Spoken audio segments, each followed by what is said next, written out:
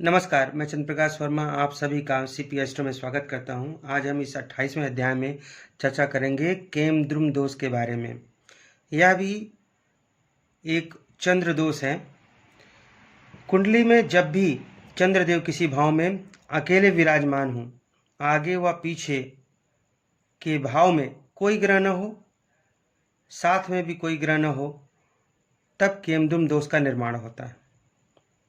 ध्यान दें, चंद्रदेव कुंडली में किसी भाव में अकेले विराजमान हो, उनके साथ कोई ग्रह न हो, आगे और पीछे कोई ग्रह न हो, तब केमद्रुम दोष का निर्माण होता है।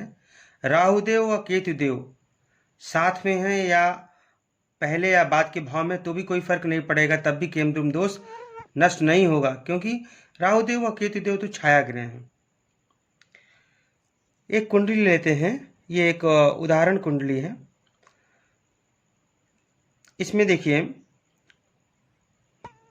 जो चंद्रदेव हैं इस अष्टम भाव में विराजमान है। पंचम भाव में कोई ग्रह नहीं है। सप्तम भाव में सिर्फ केतुदेव हैं।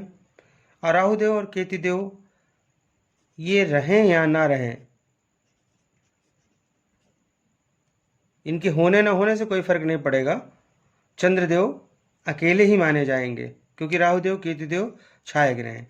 तो चंद्रदेव षष्ठम भाव में है, इनसे पहले वाले ग्रह में और इसके बाद वाले भाव में, दोनों भाव में कोई भी ग्रह नहीं है। यहाँ केतुदेव है, जिनका होना ना होना नहीं माना जाएगा, वो छाया ग्रह है। तो इस केस में यहाँ पर केमद्रुम दोष का निर्माण हो रहा है।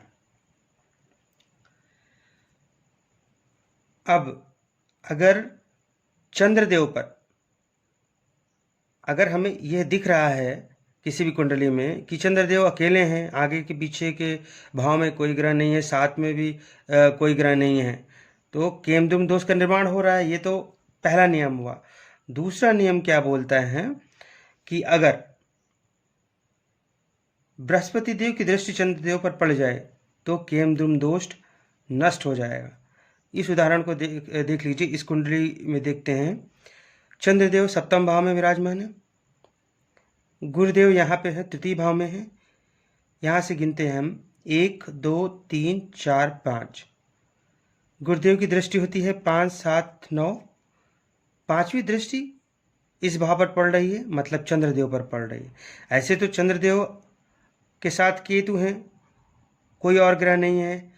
इसके पहले के भाव में भी कोई ग्रह नहीं है, इसके बाद के भाव में भी कोई ग्रह नहीं है। तो प्रथम दृष्टि तो हमें लगता है कि केमद्रुम दोष है, लेकिन गुरुदेव की दृष्टि, पंचम दृष्टि इस पे पड़ रही है चंद्रदेव पे, इसलिए यहाँ पर केमद्रुम दोष नहीं लगेगा।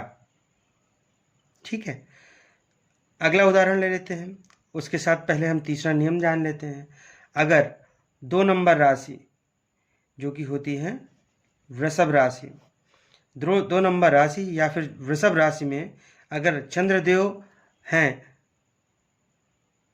तो केमद्रुम दोष नष्ट हो जाता है।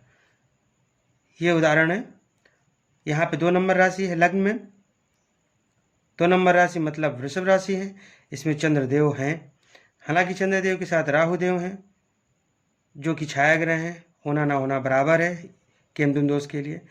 और इससे पहले वाला घर, इसमें कोई ग्रह नहीं है।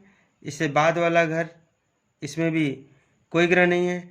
तो प्रथम दृष्टया तो हमें लग रहा है कि यहाँ पे केमद्रुम दोष है, लेकिन जो ये तृतीय नियम है कि 2 नंबर राशि या वृषभ राशि, इसमें चंद्रदेव हैं तो केमद्रुम दोष नष्ट हो जाता है। ये 2 नंबर राशि में ही चंद्रदेव हैं, इसलिए यहाँ भी केमद्रुम दोष नहीं लगेगा। केमद्रुम दोष, अभी तो हमने जान लिया कि केमद्रुम दोष क्या होता है, लेकिन इसके लक्षण क्या होते हैं ये भी जानना बहुत जरूरी है।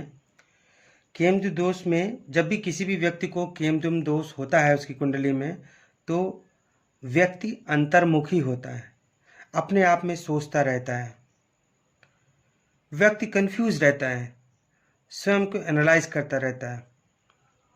उसको लगता है कि लोग उसका सम्मान नहीं करते, इग्नोर करते हैं, और उसका मन भी भटकता रहता है। अगर चंद्रदेव की डिग्री कम है, अगर जो चंद्रदेव है इनकी जो डिग्री कम है, तो जो जातक है वो बहुत ही भावुक होता है और भयभीत भी रहता है। ठीक है, तो फिर से बताना चाहूँगा, केमद्रुम दोष में व्यक्ति अंतर्मुखी होता है, जो एक अच्छी बात है, लेकिन व्यक्ति कंफ्यूज रहता है, एनालाइज करता रहता है स्वयं को। ऐसा एहसास होता है कि लोग उसका सम्मान नहीं करते, इग्नोर कर रहे हैं, उसको उतना भाव नहीं देते हैं, मन भी उसका भटकता रहता है। चंद्रदेव की अगर डिग्री कमज़ोर है तो बहुत ज़्यादा इमोशनल होते हैं, वो भावुक होते हैं और भयभीत भी रहते हैं। ये रहे इसके लक्षण। अब उपाय क्या होता है?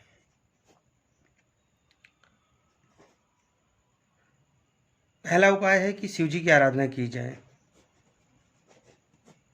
शिव जी ने चंद्रदेव को अपने मस्तक पर धारण कर रखा है, इसलिए आप शिव जी की आराधना कीजिए, केमद्रुम दोष में आपको लाभ होगा। दूसरा, शिवलिंग पर जल चढ़ाएं। शिवलिंग पर नित्य प्रति जल चढ़ाएं। तीसरा है, चंद्रदेव के बीज मंत्र का जाप करें। इनका बीज मंत्र है ओम सोम सोमाय नमः। इसका नित्य प्रति 108 बार जाप करें। 100% आपको केमद्रुम दोष में लाभ होगा। धन्यवाद।